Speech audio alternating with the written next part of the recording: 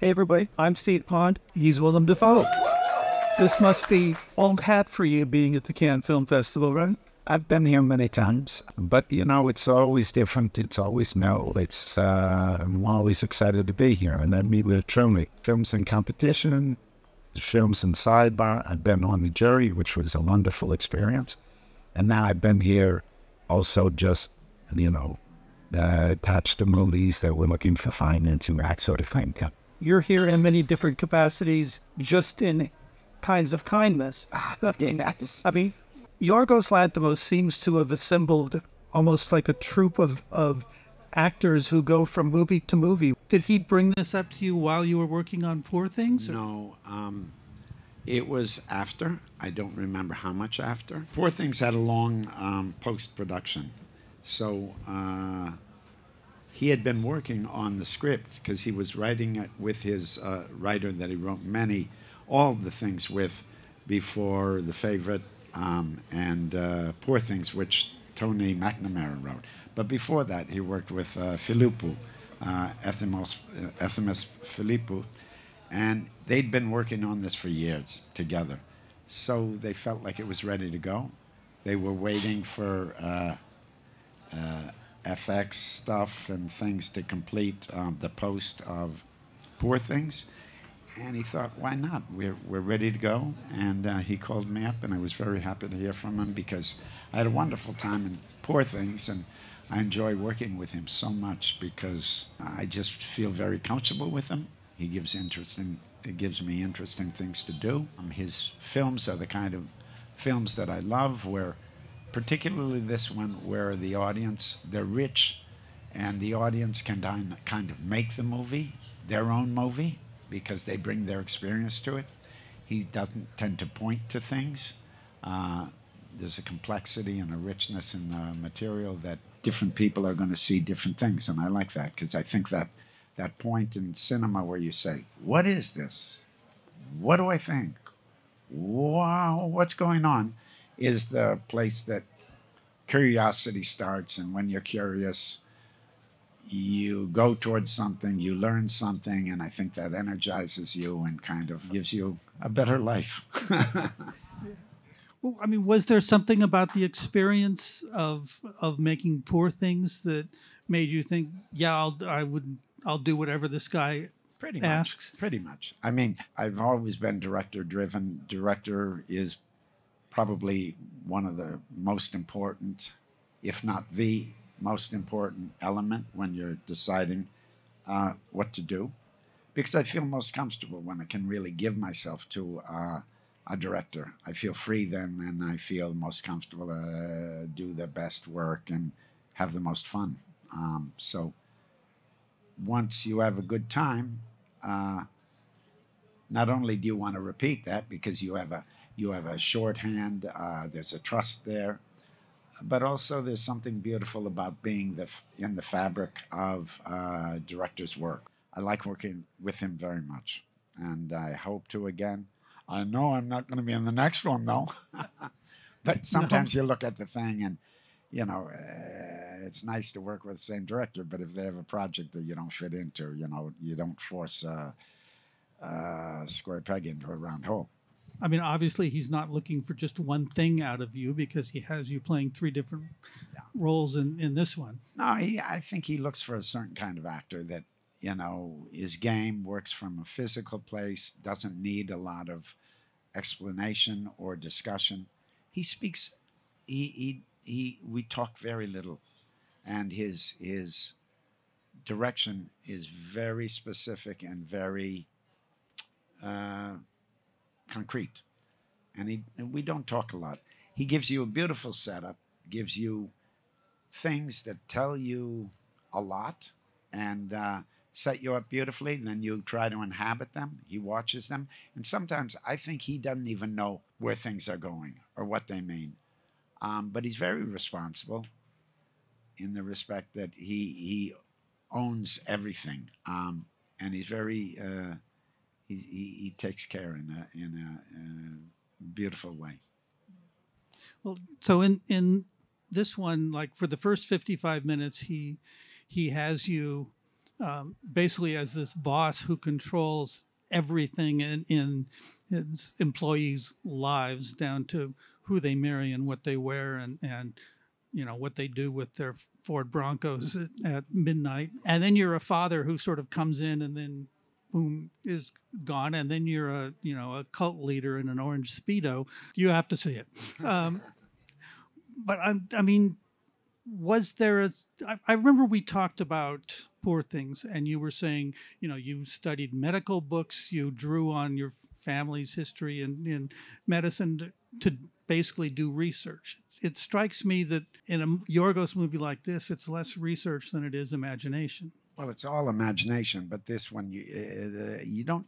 You do research when you feel like you need to find the authority to pretend. You have to learn something to engage you, to bring you into that world. And there was a lot to work with in Poor Things. But also, there was a pleasure to, because it's a period thing, it's very different. So you don't want to be in a certain kind of head to enter this period world. So it was fun to look at all these period medical things and deal with period medical instruments and things like that. For this, it's contemporary. It's, in a way, you didn't want huge differences in the characters. They're thematically linked, and you don't want it to be a show. You don't want to be a show of an actor's, ability to do many things. What you do want to do is you want to serve the story, and my job in each story is very different. Sometimes I drive, sometimes I'm a linking piece, sometimes I'm atmosphere, and that's a very different process. I didn't feel the need to do so much research. In the first, I don't know how many of you saw the film, but like in the first one, it's well written, so the writing is really something to follow, and then kind of the powerful businessmen controlling the controlling businessman world is something in my imagination. I don't live there, but I get an imagination about it. And then another one, I play a father. I'm queuing off of Emma. I'm just trying to do what she needs, And then the cult leader is just fun because, there's no repercussions. He gets to sleep with everyone. Yorgos typically doesn't do traditional rehearsing. He brings you all together to basically play theater-style games. Yes, but very few people do have time. It's an economic thing normally. There's very little rehearsal usually before the production, or even sometimes even on the day as you're setting up the shot, or it depends on the film, of course. But generally, it's unheard of that for 2 weeks before the cast is there to do rehearsals, just to fool around and get to know each other. And that's what he does. And that time is crucial because he really makes a company. Uh, you know, Without being cute about it, you get familiar with each other, you embarrass each other, you fail in front of each other, and you get to know people's strengths and their weaknesses, and also who he is gets revealed to you because he's very good at directing these theater games. These theater games. I'm from the theater. I still work in the theater, but I grew up on this stuff, so it's like, really, we're going to do that? But what elevated it was his beautiful way to set them up, and they were great. He really makes the company that way, so it's very important. Are they tied specifically into the movie, the characters in any way? They're people. We could do it right now. We could do some of the stuff. We don't deal with the text. We don't deal with psychology. We don't talk about things so much. We may deal with the text, but we'll use it as an abstract thing, as words, not try to explore character and meaning, just to get familiar with it and kind of be free, have those words become your words. If you do something enough, it becomes yours, and particularly when you don't attach meaning to it. It's like basically the training that you do as an athlete or a dancer. You know, you do these things, and then it gets in your body, and then you use that as part of a language. He basically filmed the three back to back. You did one story and then the next. Were there breaks in between? Did you need to reset or A weekend. I mean, this is a we shot quite quickly, and yeah, it's not a big budget movie, so it was pretty chop chop. Yeah. Was that? I mean, you know, there's sequences that I wasn't in. So one thing that it was kind of fun.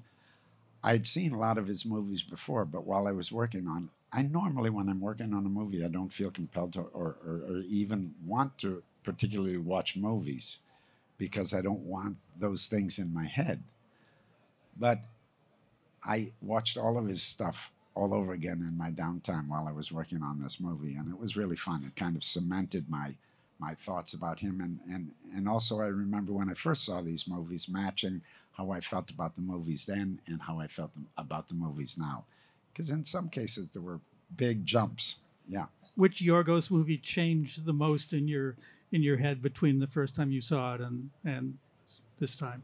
I think I appreciated much more on a second viewing Killing of a Sacred Deer compared to the earlier ones, Dogtooth and some of the very early kind of experimental ones and the shorts and things like that.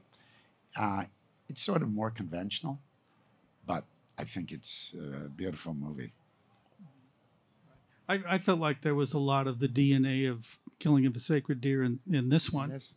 They're both kind of Greek tragedies. I also feel like the original title of this one was And, right?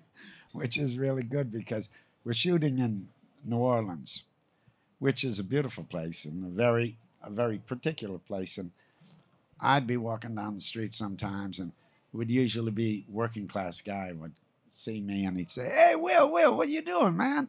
And I'd say, "I'm doing a movie here." And he'd say, "Yeah, okay, cool. I like your movies." I have an imagination about what movies that I do he sees.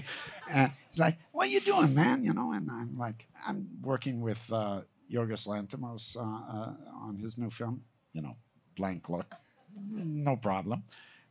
What's the title, man? And? Yeah. Okay, but what's the title, man? And? Yeah, and what? I mean, what kind of title is that, man? So after a while, I learned to say when that would come up, I was like, it doesn't have a title yet. I mean, I have to say, once you've seen it, And is a perfect title, but... a little bit, yeah. But not so good to entice your friends to go to the theater and see it. Right. So you go to switch to Kinds of Kindness, which is not a word that I would associate with any of the stories in this film. Well, let's face it, it's an ironic, beautiful... I like the title because there's a lot of brutality in this movie, and...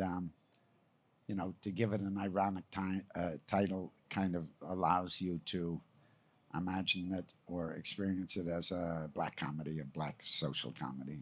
I wasn't at the press conference you guys did yesterday, but I heard that a lot of people were asking Emma about the nudity and the sex scenes in it. I was there, and I don't recall that. Really? It's, okay. You know, guess what? Sometimes stuff gets reported in a funny way. No. The emphasis is on the wrong syllable. Right. What I want to ask about is the kissing scene between you and Emma, because I've never seen a camera get that close to lips before. Well, you're watching the wrong movies. Yeah, fun. You know, not that many people have seen the movie, but no, I won't say it. Oh.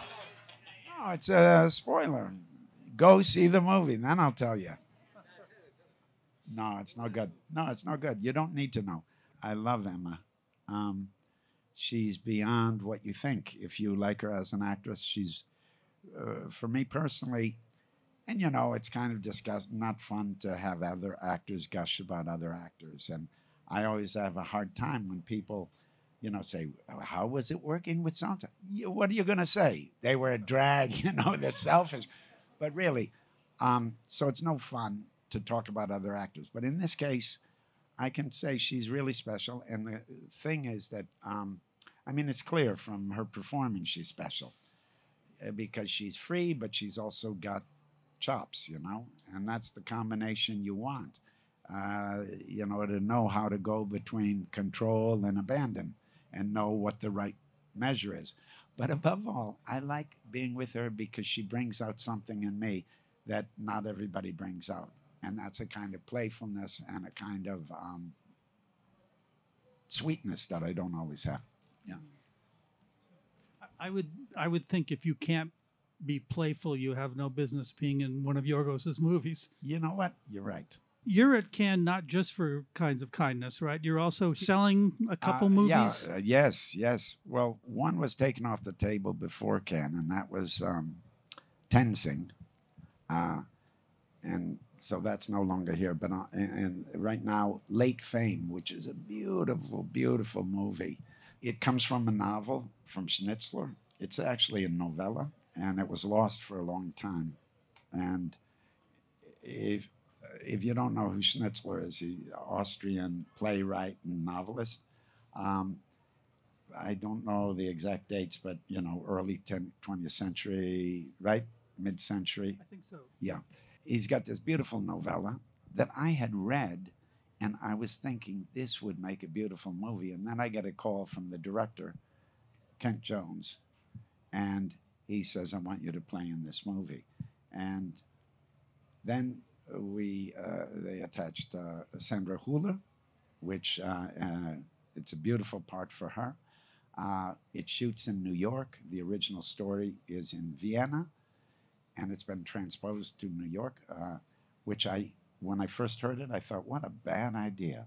But it was one of those cases where, guess what? I was wrong, because it's more beautiful than the original story, because it also it's now set in the late 70s in New York, and it's about a guy that works in the post office that once upon a time wrote poetry, and he was part of a kind of poetry scene. And that poetry scene kind of died, and he went off and, you know, needed a job and started another life. And one day he comes home from doing his post office job, poetry, but anyway, post office job, and a young man comes up to him and says, are you Max Saxenberger? And he says, yeah, why? He says, oh, Maestro, you've written the most beautiful poem in the world. You've written a collection of poems that we all adore. We're a group of young poets, and we're having a reading, and we'd love you to participate. And he's like, whoa. And not to give the whole story away, because there's lots of room in this story, he starts to hang out with him and starts to, you know, an older guy that hasn't practiced this for a long time, but it was his passion. Now he's with these young people that believe in him, believe in poetry, and they've got these ambitions. So it's really a confrontation with the past, what could have been, his ambitions, the identity of an artist. Also, he, you know, it's different stations of people's lives. It's very rich. And then when it's set in that particular time in New York, I relate to it very much, because that's when I came to New York as a young man in the mid-70s. So it's an explosion in my head of imagination. Plus, the screenplay is a very beautiful screenplay written by Sammy Birch, who wrote May, December, for example. So that's one project. But very excited about that. We hope to shoot in the fall. The phrase that I remember was, it's about the illusory effect that praise has on the soul. How could I forget that? That's what it's about. That's the problem. I never know what things are about. You cut to the chase more, but you know, as someone who's you talked about relating to it, as someone who's had your share of praise thrown your way, is it? And the other part, right, comes with the territory. Does it have an effect on your soul? That's how long do you have? No, clearly success can be a wonderful thing that, you know, first of all, what is success? There's no success like failure, and failure is no success at all, right? But Bob Dylan, not Willem Dafoe. Okay, you know, success can be can corrupt too. It can be the end of the line. It can play with your kind of pure ambitions. You can start to focus on the wrong things. But success can also give you energy and contentment and make you feel strong and give you the energy as well. I don't know. That's why I do these movies, to figure this stuff out. And guess what? You don't need to have an answer, right? It's all about being engaged with the question. And if it's done in a sincere and engaged, sincere way, then I think something happens to you. And that's what a performance is. And the audience, if you're transparent enough and if you're doing it for the right reasons, they'll feel it too, and they'll take on your experience. And that's the way to share, not by saying, this is what I think. What do you think? It's, I'm going through this thing. I don't necessarily know what it means. Come with me. It's going to mean different things to different people. One last thing, I ran across a mention of a Q&A you did with Roger Ebert at Cannes about your career of making more than 40 movies, and that was in 2000. That's like 24 years and a great many movies ago. Yes. And I wonder, at this stage, I mean, you've been doing this for as long as you have, at the level you've been doing it at. Is what you're looking for out of, acting, out of movies, has that changed a lot over the years? I'm sure it's changed, but it's not, I'm not sated, I mean, it's still mysterious to me. I still,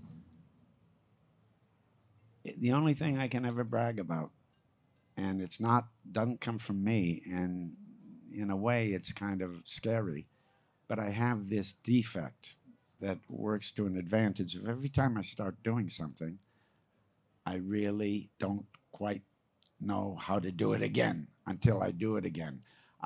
So when I start a project, it always feels like the first time. When you talk about Cannes, every time feels like the first time. You try to cultivate that, but somehow, naturally, I have that. So I have no overview. I just know that I'm more relaxed, connects with my life more. I know why I perform a little bit better than I maybe used to. That shifts. I think it's natural with getting older that when you're young, you're trying to make your way in the world. You're trying to stake your claim. You've got an identity. You've got to say, this is who I am, so you can go forward. When you get some years behind you, you say, well, you don't have that same kind of, the ambition becomes more personal, more practical. It's not abstract. You're not trying to please other people. You're trying to function and find some kind of peace and some kind of where you serve the world and yourself the best possible. That may sound pretentious to say, but in the end, that's what drives you. It's not that I do this and people say, cool, It's if you feel like something is happening to you and you're sharing it and you meet other people on that. I think somewhere in my most sentimental mood, I always feel like we're put on this earth to, walk each other home. That's what I always think, And if you really believe in that and you really practice that, and I don't all the time, nobody does, it's really hard. I think that's a good life. That's my response to making movies. I mean, so I look for those opportunities. Hopefully, movies change, I change, the world change. Who knows? That probably, I took credit for it seeming new every time. It's new because of what I just said, not because of me. On that note, Willem Dafoe.